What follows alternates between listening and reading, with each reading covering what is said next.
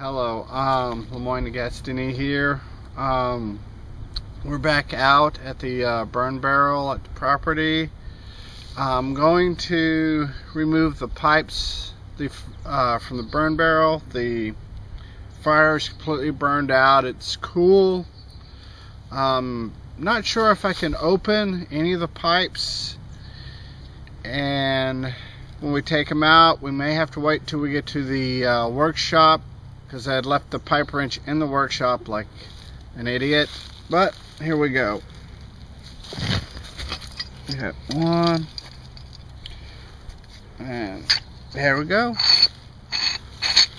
Looks like it. See what we get as far as carbon goes. Look at that. Nice and black. Has kind of shiny elements to it, but it's nice. Nice, good, solid black color. Let's see what we got in the other pipe. Put that one down. Yep.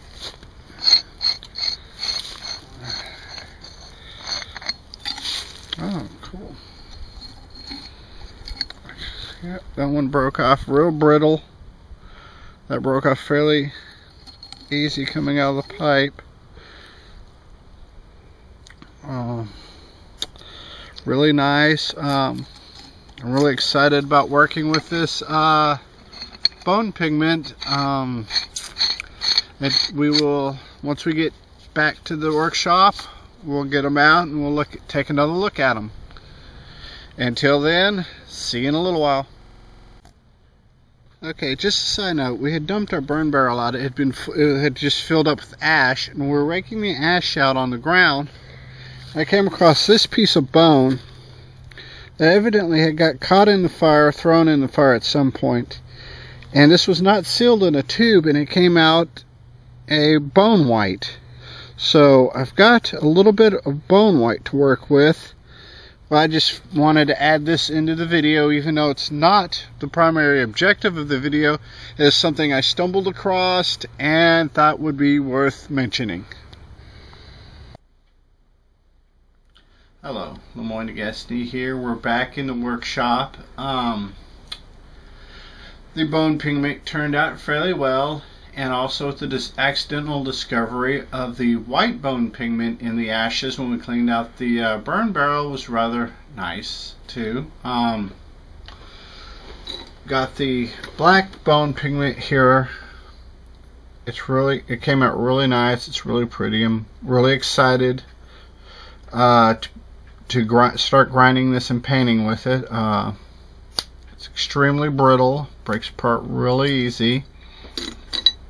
What I will first do, so I'll take, when I go to grind this, I will take this pigment here and I will first put it in a mortar and pestle.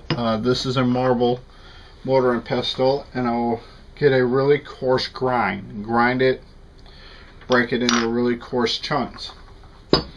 Then once I do that, I'm going to move to my molars and slab.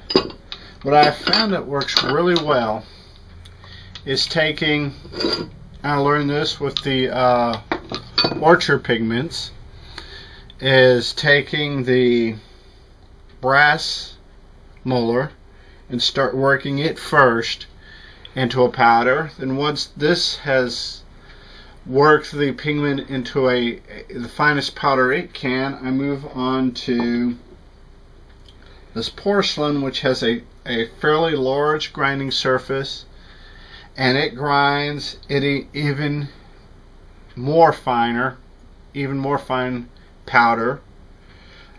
Then when I get as ground down as far as I can with this one, I move off to this one. This one's a little bit smaller, a lot more rounded, a lot less grinding surface, and this is what I finish my pigment powder off with. What I would do from there is, if I wasn't going to immediately use any, I would take it and I would store it in this here. This is basically a airtight bottle. it seals. You have your pigment that you've ground.